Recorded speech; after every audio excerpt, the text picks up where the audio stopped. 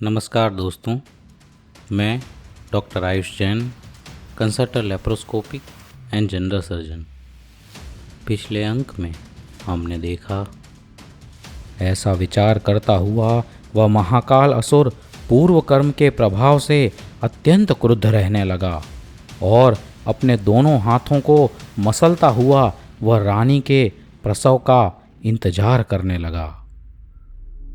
सीता के जन्म की पूरी घटना को एक बार हम डायग्राम के माध्यम से देख लेते हैं।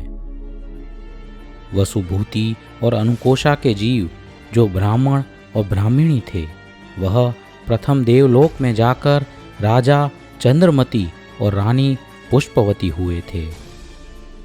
राजा चंद्रमती और पुष्पवती का हमारे इस इतिहास में आगे क्या महत्व होगा, यह हम देखेंगे।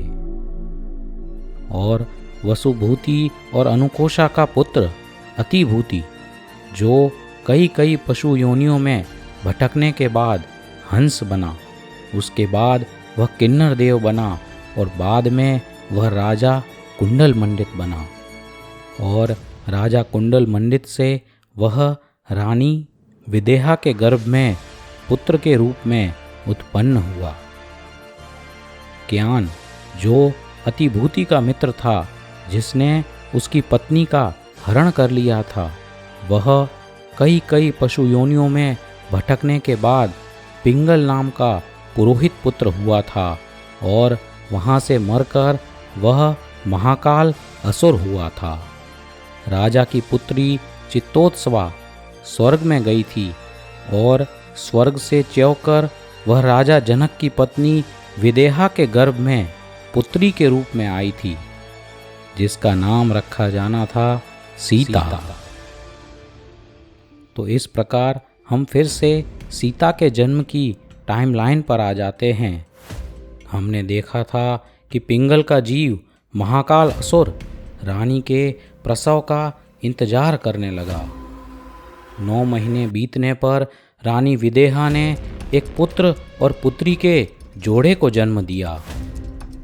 उत्पन्न होते ही उस महाकाल असुर ने पुत्र का अपहरण कर लिया।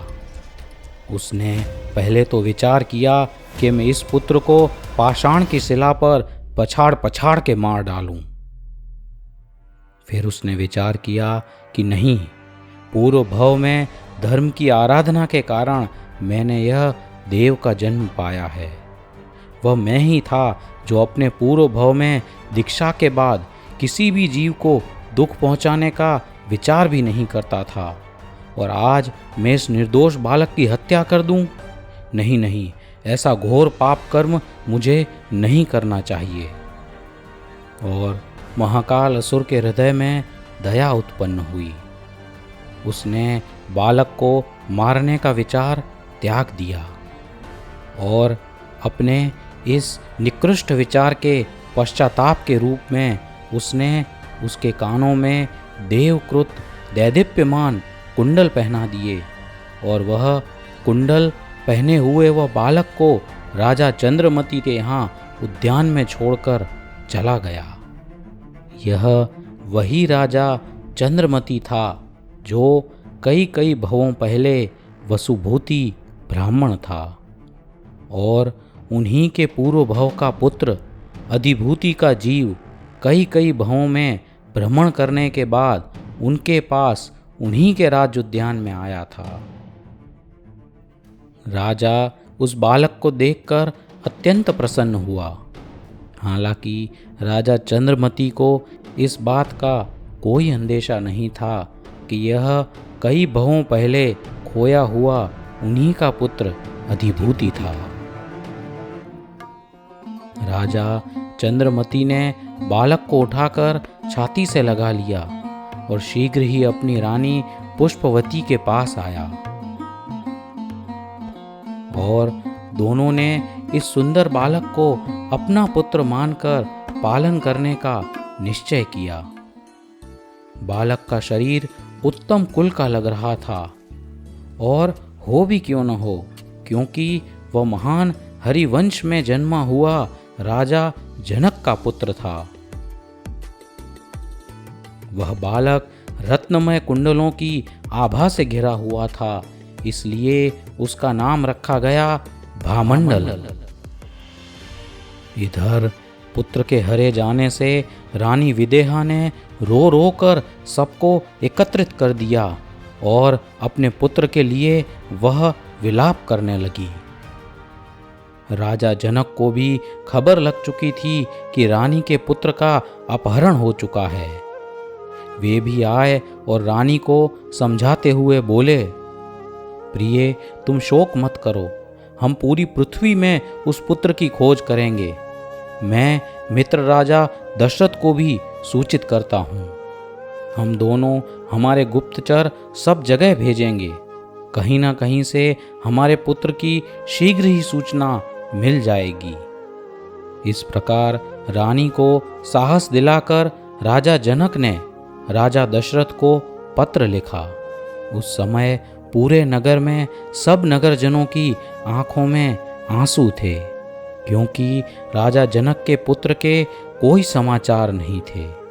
उस समय रानी और समस्त बंधुजनों को शोक भुलाने का यदि कोई कारण था तो वह थी शुभ लक्षणों वाली पुत्री।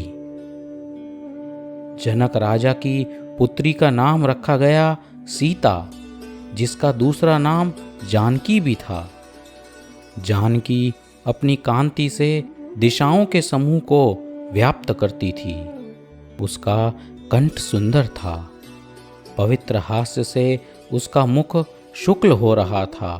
समस्त भक्तजनों को अपने गुणों से हरती और अत्यंत मनोहर लक्षणों से परिपूर्ण जानकी को लोग भूमि के समान पवित्र मानते थे। जिस प्रकार उत्तम भूमि से उत्तम धान्य की फसल होती है, उसी प्रकार जानकी के गुणों रूपी धान्य से सबको सुख और समृद्धि उत्पन्न होती थी। इसलिए भूमि की समानता होने से उसे भूमि से उत्पन्न सीता भी कहते थे। उसके हाथ पल्लव के समान लाल कांति के धारक थे।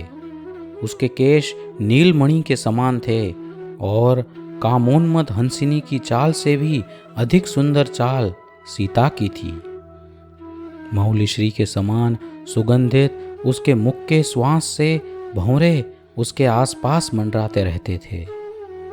यदि इंद्र की इंद्राणी या चक्रवर्ती की पटरानी भी अगर जानकी का यह रूप देख सकती तो निश्चित ही वो उनसे ज्यादा सुंदर लगती थी। सीता धीरे धीरे बड़ी होने लगी थी और उसी समय एक घटना हुई।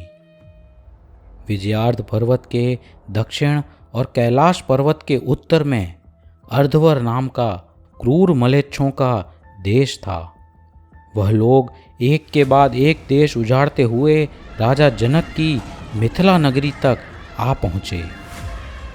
राजा जनक ने युद्ध की तैयारी की और साथ में अपने परम मित्र राजा दशरथ को भी संदेश भिजवाया कि हमारी भूमि पर मलेच्छों की सेना ने आक्रमण किया है और मार्ग में आने वाले समस्त आर्य देशों को उजाड़ते हुए वह सेना आ रही है। राजा जनक ने कहा कि हमारी आपसे विनती है कि आप भी इन मलेच्छों से लड़ने में हमारी सहायता करें। यह समाचार सुनकर राजा दशरथ युद्ध में जाने के लिए तैयार हुए।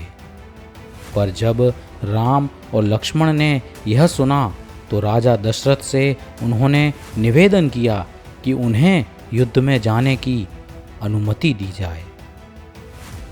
राजा दशरथ ने भारी मन से दोनों किशोर भाइयों को युद्ध में जाने की अनुमति दी। माता पिता के चरण स्पर्श कर राम और लक्ष्मण राजा जनक की सहायता हेतु निकल पड़े। आत्म तेज से दैदीप्यमान दोनों कुमार राम और लक्ष्मण की आभा से जैसे दिशाएं प्रकाशित हो रही थीं। राजा जनक युद्ध के लिए निकल चुके थे।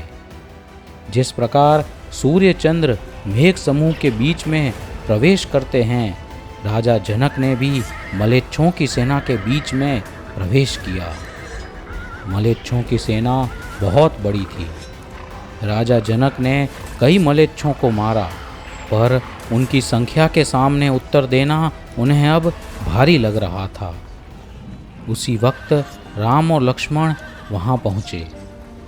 बाणों से जिनका कवच टूट गया था, ऐसे राजा जनक को राम ने इस प्रकार धैर्य बंधाया जिस प्रकार धर्म दुखी जीवों को सहारा देता है। शस्त्र विद्या में दोनों भाई अत्यधिक निपुण थे। भयानक युद्ध हुआ और दोनों भाइयों के शस्त्रों के आगे मलेच्छों का पराक्रम कुछ भी नहीं था। अपने टूटे फूटे चमर, छत्र और ध्वजा लेकर धनुषों के साथ मलेच्छ की सेना इधर उधर भाग गई। जो मलेच्छ राजा सागर समान सेना के साथ युद्ध करने आया था, वह सिर्फ 10 घोड़ों के साथ वापस निकला। भय से डरे हुए मलेच्छ विजय की इच्छा छोड़कर संधि करके विंध्य पर्वतों पर रहने लगे। वे कंदमूल खाकर जीने लगे और उन्होंने यह दुष्टता छोड़ दी। इस घटना के बाद राजा जनक ने अपनी पुत्री सीता के लिए राम को मन ही मन निश्चित कर लिया था।